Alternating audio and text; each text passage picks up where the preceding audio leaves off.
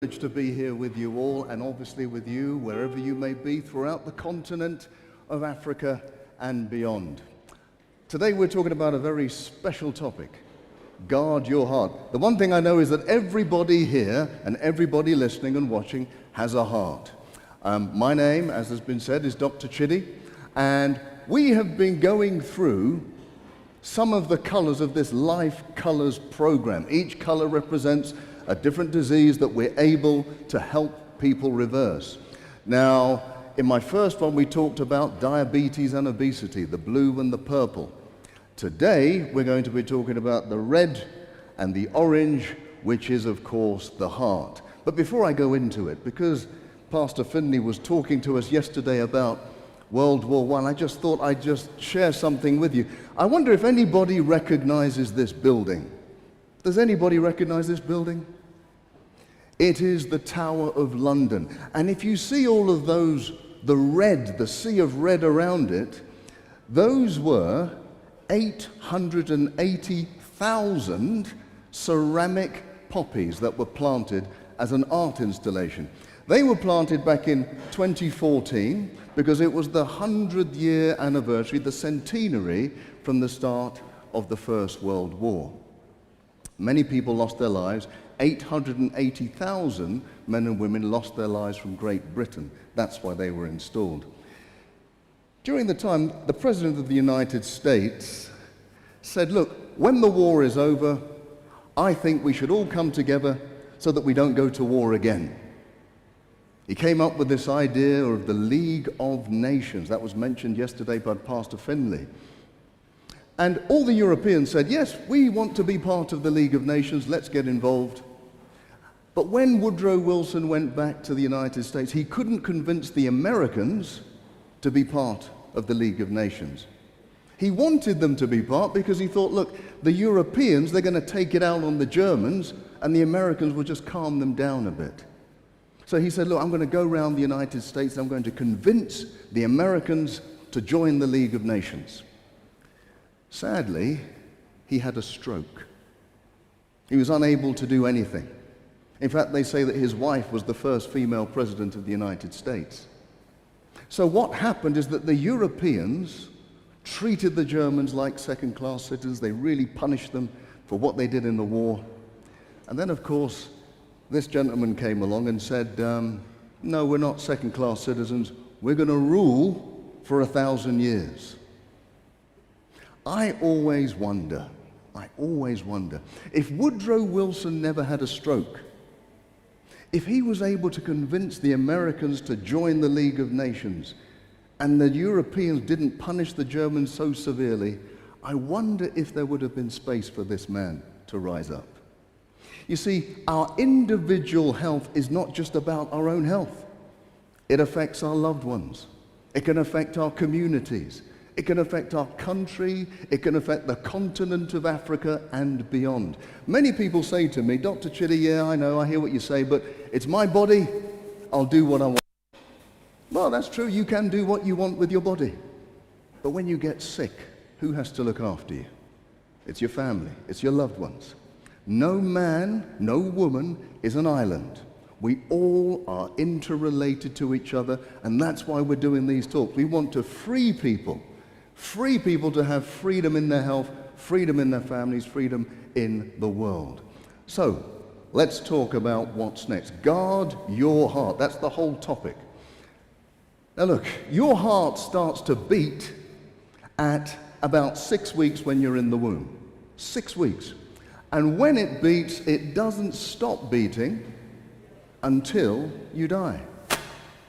60,000 miles of vessels you have in your bodies. The blood is moving at about 60 miles an hour. Did you know that? You probably didn't realize you're traveling so fast. All that is happening to get blood and nutrition to all of the tissues of the body. It goes into one side of the heart, gets oxygenated, goes out, and gets pumped out to all the regions of the body. But in Africa, you know, back in the 1950s, they decided to do a study on heart disease globally. They actually came to Kenya in the 1950s to look at heart disease. I tell you what they found. They found almost no heart disease in Kenya in the 1950s. Today, however, it's a different matter. Today, it's a different matter. We have almost 30% of people suffering from hypertension. If you can believe this statistic, about 60% of people are suffering from pre-hypertension, meaning that they're probably going to get high blood pressure in the next 10 days. What on earth has been going on? Well, heart disease is a big deal. It's when your arteries around your body start to close up, and we're going to look at why that happens. Why on earth do we get it? Is it genetic? I hear this question all the time. In fact, many doctors will tell you if you've got heart disease, it's because it's in the genes. Well, that's not quite right. If they tell you that, the first thing you should ask them is, have they discovered the gene for heart disease? They haven't found it yet. Have they discovered the gene for high blood pressure? They haven't found it yet. It's not really about the genes, it's more about our lifestyles. If we inherit something, it's the lifestyle. So I always say, don't blame your parents for your heart condition. You know, the Garden of Eden tells us a lot about blame, doesn't it?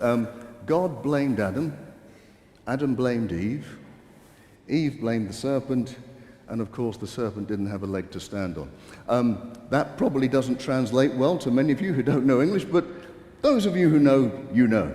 Look, let me talk about heart disease. What are the first signs of heart disease? The first signs of heart disease. Look, even before I left medical school, there is no way you can qualify as a doctor if you didn't know the first signs of a heart attack. Chest pain, radiating to your neck, sweating, vomiting, all that sort of problem. But I always say, go way before that. What is the first sign of heart disease? It's this sort of lifestyle. It's if you are inactive, if you have a poor diet, if you're stressed all the time, if you're overweight, if you're smoking and if you're drinking, if you're doing these things and you don't have a diagnosis, I can guarantee inside your body you have heart disease already. Now, I have a colleague and a friend who I worked with many years ago, but he's a pioneer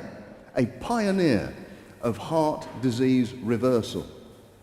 What he did, he took a group of patients, all having severe heart disease, meaning that they're getting chest pains, they're getting strokes, all sorts of things, brought them into his home, and all he did was give them a healthy plant-based diet, no oils, no dairy, no sugar. I should say, of these 18 people, up to this event, they had between them 49 cardiac events, meaning a stroke, chest pain, angina, in the 8 years before the experiment. By just changing the diet, what he found was immediately, within weeks, the cholesterol levels came down. Within weeks, they were getting no symptoms at all. In fact, he followed them up for 11 years after. There were no cardiac events, just by changing the diet to a healthy plant-based diet. Let me show you some of the results here. This is the before and after of an angiogram. We inject people with a dye, it goes to the heart, and we can look at what the arteries look like. In the before, you can see that little kink in the artery. That's where the artery is closing down and it can't open up, and that's what's causing you the chest pain and can cause a heart attack. In the after, it looks completely normal. Let me tell you, I spent 6 months at Cambridge Hospital. It's called Papworth. It's one of the foremost hospitals for heart disease in the world. And I spent every day doing 3 bypass in the heart. 3. Now, if I came to my colleagues and I showed them the before and after and it looked like that, they would say, Chidi, well done. Great operation. Wonderful. But this was not an operation. This is the before and the after of people changing their diet. Now, let me ask you the question. What would you prefer? To have somebody like me open up your chest, stop your heart, take out some arteries, replace them, put you on physiotherapy for several months with pain and suffering and medication, or would you just rather change your diet? I think most people would just rather change their diet. It is a miracle. Even today, it's still not being taught in medical schools, but it's an absolute miracle that we can reverse heart disease just by diet. Just by diet. Look that up, because it's a wonderful study. Because what we're doing is actually bringing the arteries back to how they actually should be. You see, heart disease starts very young and very early. There was a famous war, the Vietnam War. The average age of the soldiers was 19. When they were killed and they were brought back to America, they did autopsies on their bodies. These 19-year-olds already had severe heart disease at 19. And it obviously gets worse. We know that even children start to have fatty streaks in their arteries because of what we're giving them to eat. Guard your heart. Look, one of the most important things with heart disease is high blood pressure. And in the UK, and I think globally, about a third of people have high blood pressure. Now, what we like to aim for is a systolic, the top number, of 120 and the lower number of 80.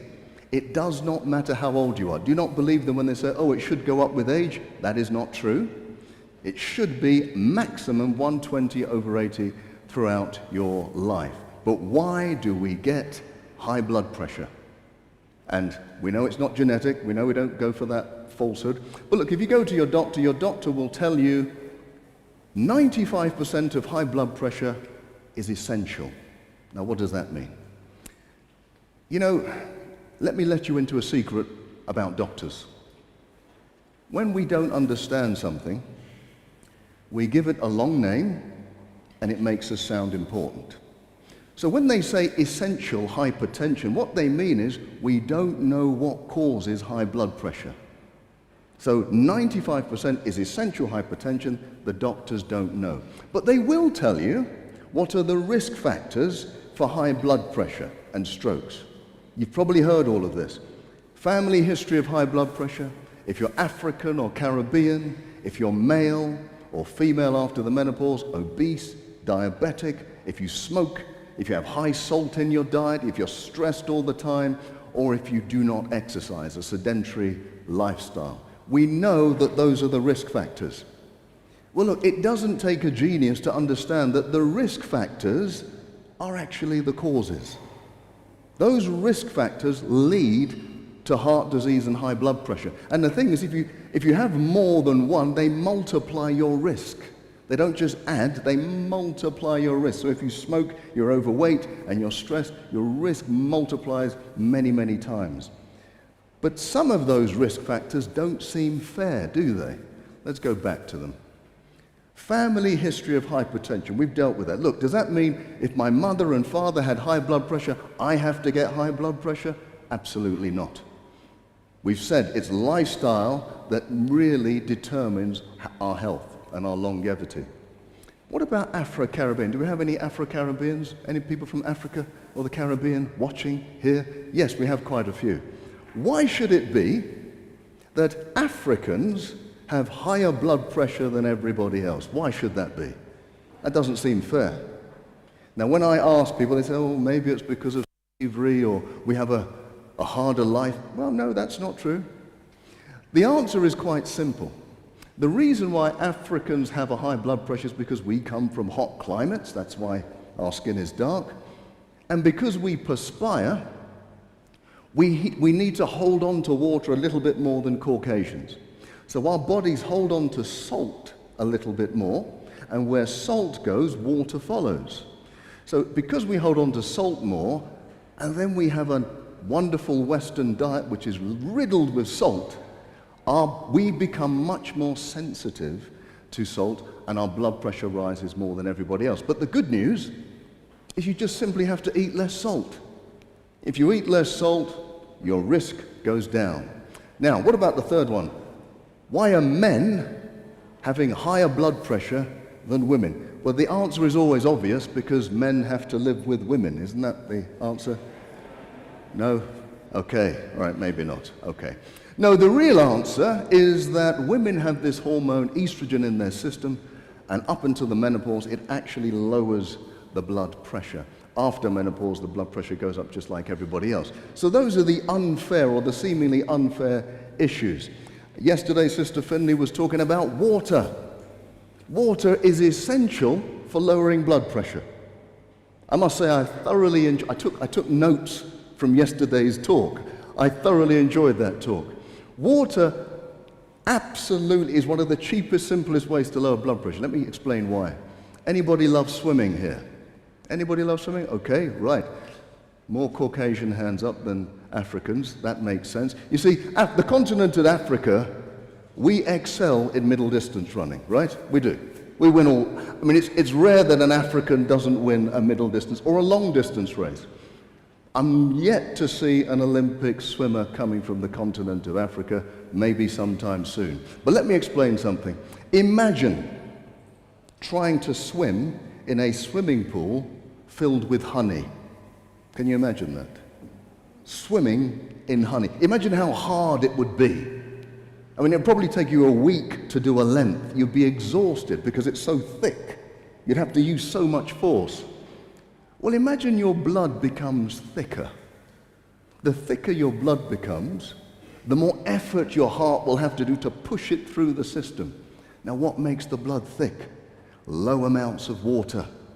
What do you have to do? Drink more water, your blood pressure comes down almost immediately. Almost immediately. That's the power of water. Okay. Now, hypertension is described as a disease. I look at it as a warning sign.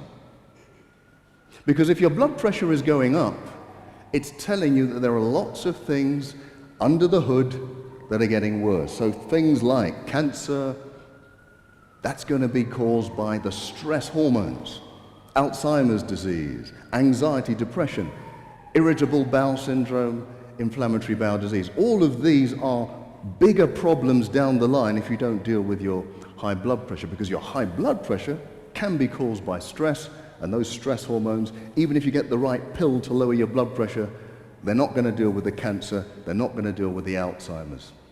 Let me show you this picture just to give you an example of what I'm talking about. This is a picture of my first car. My first car. It actually still looks quite good. That's not the actual car. My car looked a lot worse than that. I scraped up all the money I could get to purchase this car. When I purchased it, I didn't have enough money for petrol after. That was all my money. So when I started to drive it, and the warning lights were going off, I had no money to fix the car. So I just had to keep on driving. More warning lights came up. Then one day, steam came out of the engine, the car stopped. It became incredibly expensive for me to deal with. That's how I think about high blood pressure. It's a warning sign that something worse is coming down the line. And it demonstrates what I believe is one of the best descriptions of disease. This is from Ellen White. It says, disease is the effort of nature to free the system from conditions that result from a violation of the laws of health. That's what disease is. It's your body trying to deal with what you've done wrong. And that's what blood pressure is. So let me give you a further example. Because sometimes blood pressure really is essential. You need high blood pressure. Let me explain what I mean. Our brains, our hearts, our organs, they all need a certain amount of blood every hour, every minute, every day. Now, if those arteries get narrower because they're filled with plaques of fat and cholesterol, your brain still needs the same amount of blood.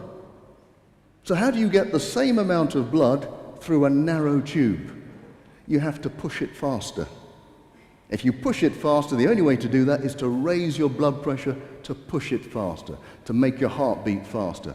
That is one of the conditions. So if you then start to remove that plaque by a healthy lifestyle, your blood pressure starts to come down, your risk starts to come down. And that is done with a healthy, plant-based diet. And, you know, I would say that the key to high blood pressure, the food that I would recommend the most are greens. The darker, the better. The darker, the better. What they're able to do, they're able to cause your arteries to open up because they have a natural ingredient in them called nitric oxide. Now, nitric oxide, by the way, is the active ingredient of a drug called Viagra. Silence. Okay, nobody's ever heard of the drug Viagra, obviously. But that is the drug used for erectile dysfunction, for those of you who don't know. So greens contain the natural ingredient that will open up your arteries and allow you to have blood flowing to your brain and everywhere in your body. In fact, I hear lots of people say to me, Dr. Chidi, especially the men, Dr. Chidi, yeah, I do want to get healthy, I do want to lower my blood pressure, but don't give me rabbit food, please. Well, the one thing I know about rabbits is that they do not need Viagra. I'm going to move on. Okay, fantastic. In fact, let me say this, because erectile dysfunction is a very important point. And for the men in the audience, and even your wives or everything, please listen. When you get one episode of erectile dysfunction, one episode, your risk of having a stroke or a heart attack increases to 1 in 4 in the next 5 years. I'll repeat that. So if you have one episode of erectile dysfunction, you have a 25% chance of having a heart attack or a stroke in the next 5 years. So when you get that episode, don't just go for the pill. What you should do is go for reversing that disease so that you will improve your blood flow throughout your body. Fantastic. Now, you can't talk about blood pressure without talking a bit about exercise. I will be dealing with more exercise later in the week. And the truth is, you should exercise, but do the best exercise you can. Do the exercise that you enjoy the most. I would say, though, if you have high blood pressure, you shouldn't do strenuous exercise. No weight training, no strenuous running, walking, swimming, cycling is absolutely fine, because it will peak your blood pressure if you do too much exercise. So just go for a walk every day, at least for an hour. That is the way you can reverse your high blood pressure. So let's go back to where we began. You know, this was a very wise man, Solomon, when he came up with the idea, and he said, above all things, guard your heart with all diligence, for out of it springs the issues of life. Ladies and gentlemen, let me tell you, that is a profound statement. That's a profound statement. Because the thing that issues out of your heart is your blood. And it's telling us there that the thing that issues out of our heart is life. You know, we didn't know in the world until 1624, when William Harvey discovered the function of blood. That stuff that came out of the heart, he realized, gives life to the tissues. That's the first time we realized that. People have been dying in battle, bleeding for centuries, but we didn't know what blood did. He discovered it. But back there, Solomon told us the function of blood. But there's something more interesting about this statement. Guard your heart with all diligence, for out of it flows the issues of life. What it's really telling us is that the issues in our lives do not come from our neighbors. They don't come from my spouse. They don't come from my work. They come from my own heart. Oh yes, I may be surrounded by stressors. I may be surrounded by people who seek to do me harm. But the determination as to whether it affects my body, my mind, or my spirit is my own choice. It comes from my own heart. So if we really want to guard our hearts physically, absolutely, we can do that with the diet and the lifestyle. We will be talking about stress and depression later in the week, or probably next week. But if we really want to guard our hearts, what we're really going to have to do is take time to forgive, to understand, to let go of issues that are causing us stress beyond belief. We're going to be talking more about that throughout the week. Look, I'm going to be doing, actually, consultations this week. Tuesday and Thursday this week, I'm going to be here between the hours of 2 and 4, and we're opening it up for anybody to come with any problems that they have. I'm happy to do so. Now, some of you may be in Rwanda or Nigeria or South Africa. You may not be able to get here. I think you can see my details that you can contact me or follow on Twitter or Instagram, and you'll see lots of advice on how to combat many of the things that we're doing. Now, tomorrow you'll have the delightful Sister Finley. I will see you the day after. Have a good evening.